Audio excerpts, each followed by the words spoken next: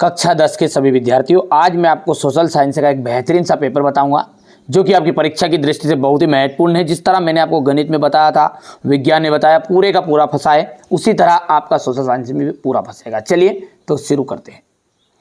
1890 के दशक में रीडर पेस्ट नामक जो बीमारी है वो किस देश में फैली थी? वो अफ्रीका में फैली थी। गांधी जी ने साबरमती आश्रम की स्थापना कब की? 1916 में। सरकार का कौन सा रूप बेहतर है? लोकतंत्र का। भूदान आंदोलन किसने चलाया? विनोबा भावे जी ने। 2019 में महिला सांसदों की संख्या कितने फीसदी थी? 14.36%। संयुक्त राष्ट्र द्वारा मानव विकास सूचकांक किस वर्ष प्रकाशित किया गया? तो 1995 में। यहाँ से अपन आगे बढ़ेंगे। ये इतना हो गया। इसके बाद में यहाँ पर इंग्लिश मीडियम वाले बच्चे बढ़िया से कंप्लीट करेंगे हमारे। असहयोग खिलाफत आंदोलन जनवरी 1921 में शुरू हुआ। बेल्जियम में सामुदायिक सरकार का चुनाव भाषा के आधार पर किया जाता है। औसत आय को प्रति व्यक्ति आय कहा जाता है। ठीक है।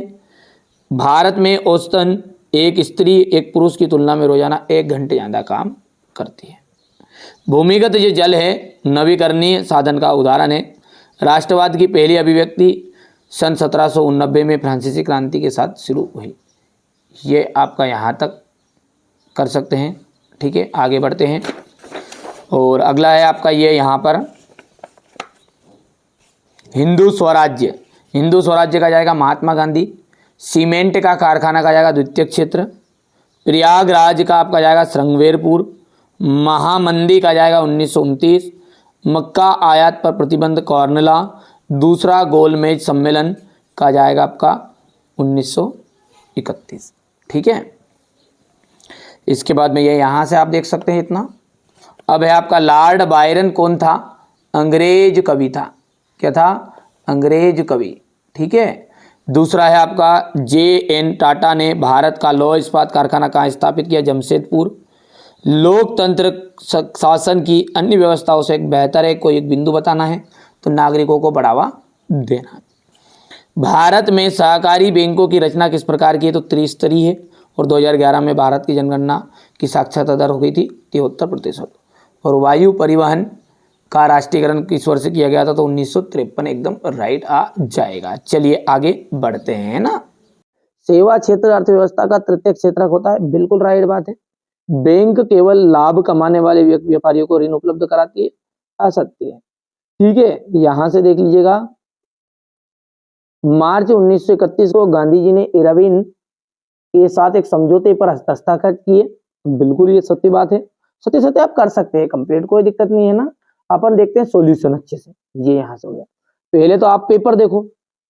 सबसे पहले तो क्या देखना पड़ा? पेपर, ताकि आपको अच्छे अंक प्राप्त हो। इसलिए सबसे पहले तो पेपर देखो, फिर उसके बाद सॉल्यूशन देखेंगे ना बढ़िया से। भूमि निम्नीकरण क्या है? मृदा परिच्छेदिका का क्या तात्पर्य है? प्रारंभिक जीविका निर्भर कृषि क्या है? गहन कृषि की विशेषता है। सार्वजनिक एवं निजी क्षेत्रों में के उद्योगों में अंतर स्पष्ट कीजिए। भू प्रदूषण को नियंत्रित करने के उपाय। सड़क परिवहन की विशेषताएं आपको बतानी है। पाइपलाइन के महत्व बताने हैं। भारत में पर्यटन के लाभ बताइए। ये क्वेश्चन नंबर आपका 12 देख लीजिएगा। आयात शुल्क हो गया है। ये सारा सॉल्यूशन अपना भी देखने वाले हैं ना। इंग्लिश मीडियम वाले बच्चे भी स्क्रीनशॉट लेते जाएंगे। ये क्वेश्चन नंबर 16, ये 17 हो गया।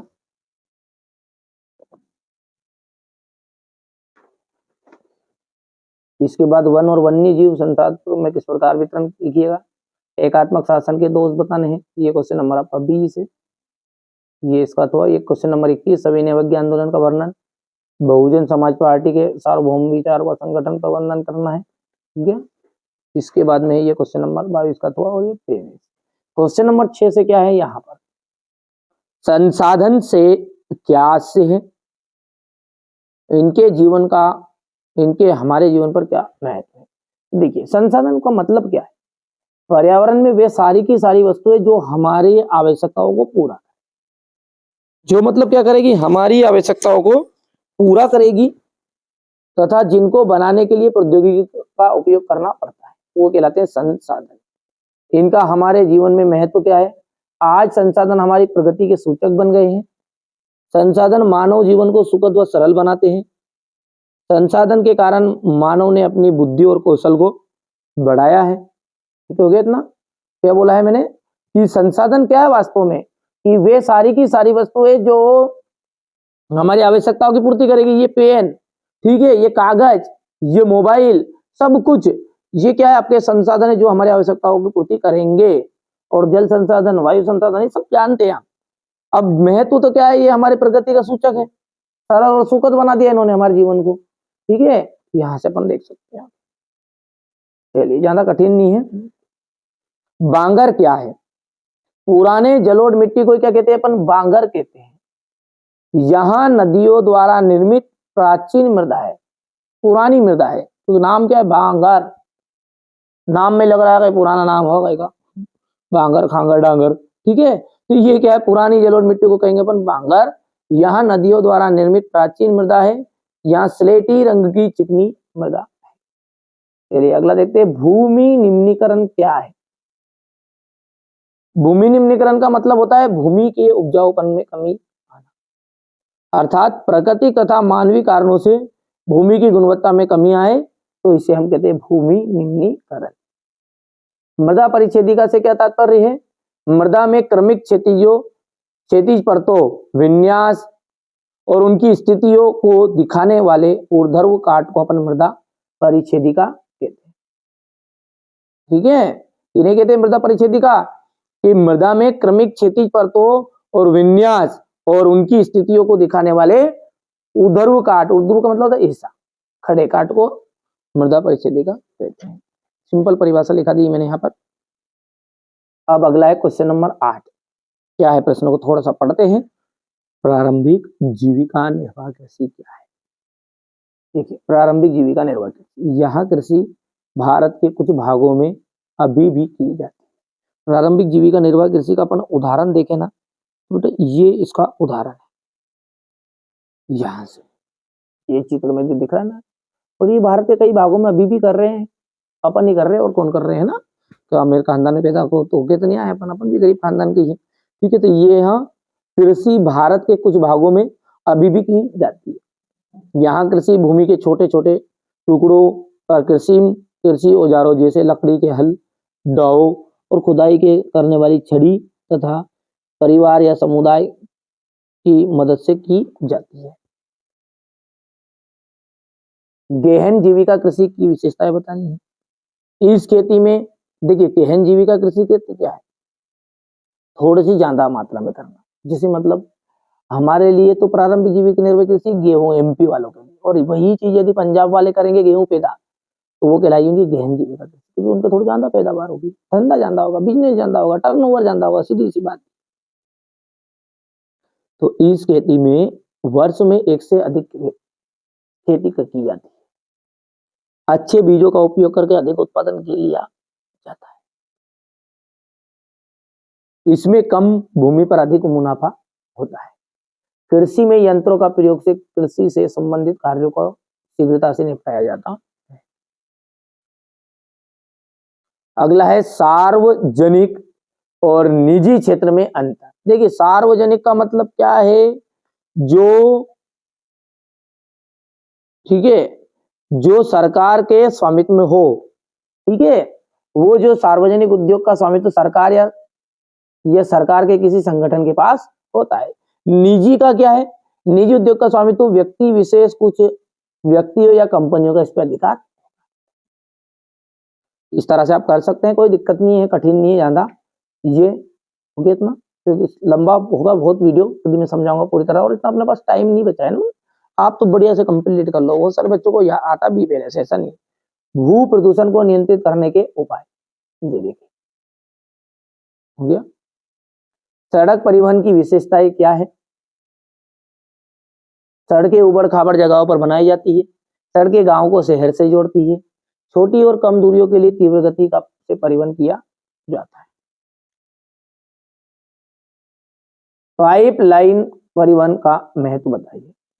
यहाँ जल और थल दोनों में बिछाई जाएगी। यहाँ सबसे सुरक्षित और सुनिश्चित आपूर्ति का महत्वपूर्ण साधन। भारत में पर्यटन उद्योग के लाभ, तो बड़े पैमाने पर विदेशी मुद्रा प्राप्त होगी, इससे स्थानीय लोगों को रोजगार मिला है। ये हो गया आपका पर्यटन उद्योग के लाभ, ठीक है भैया। बहुत ही सिंपल है और मैं कम से कम समय में आपको प्रोवाइड कराना चाहता हूँ ताकि आपको कोई दिक्कत ना हो।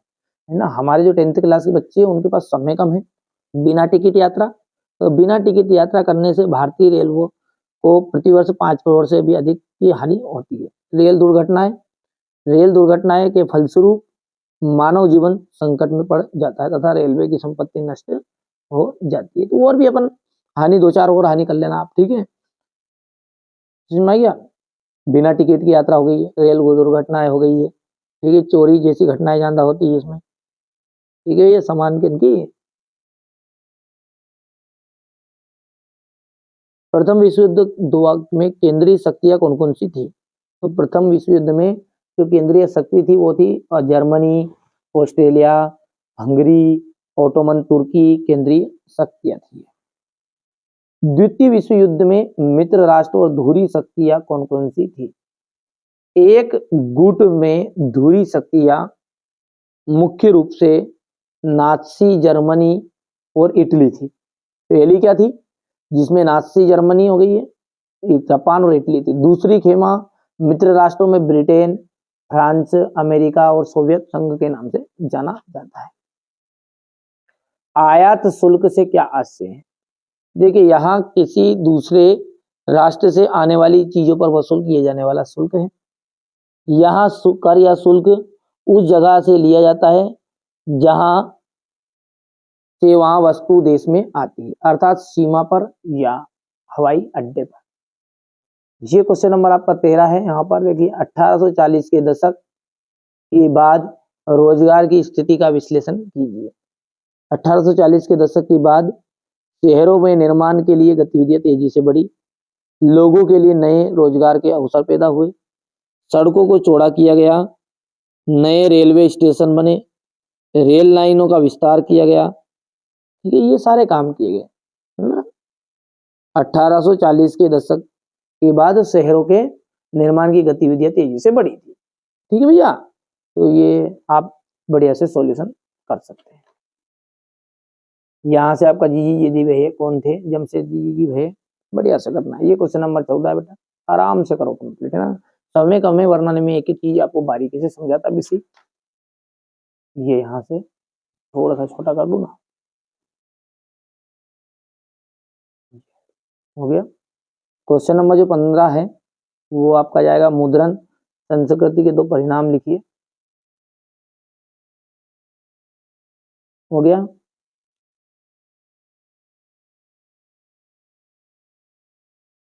गुटेनबर्ग प्रेस पर टिप्पणी लिखिएगा।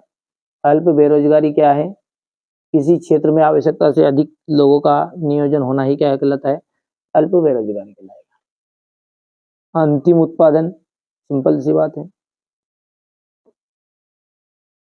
हो गया। कंटेनर क्या है, इसकी क्या उपयोगिता है बताइए। वस्तुओं के कंटेनरों में रखा जाता है जिससे इन्हें जहाजों, रेलों, वायुयानों एवं ट्रक पर बिना क्षति के लादा जा सके। कंटेनरों से ढुलाई लागत में भारी बचत हुई है और माल को बाजारों में पहुंचाने की गति में वृद्धि हुई है। इसी प्रकार वायु यातायात की लागत में गिरावट आई, परिणाम स्वरूप वायु मार्ग अधिक मात्रा में वस्तुओं का परिवहन संभव हुआ है। ये हो गया क्वेश्चन नंबर 17। यहाँ से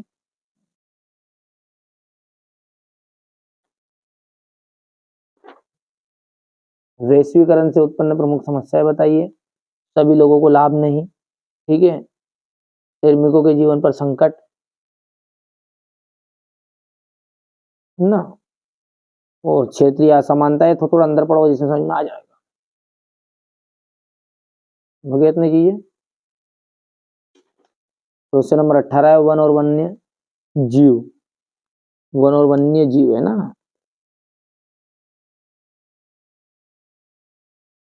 हाँ, वन जीव संसाधनों, ठीक है, का वितरण पर लेख लिखना है और प्रकार बताने। तो ये वितरण तो हो गया इतना, उसके बाद में इनका प्रकार, आरक्षित वन, संरक्षित वन और अवर्गीकृत वन। जैव विविधता क्या है, यह मानव जीवन के लिए क्यों महत्वपूर्ण है।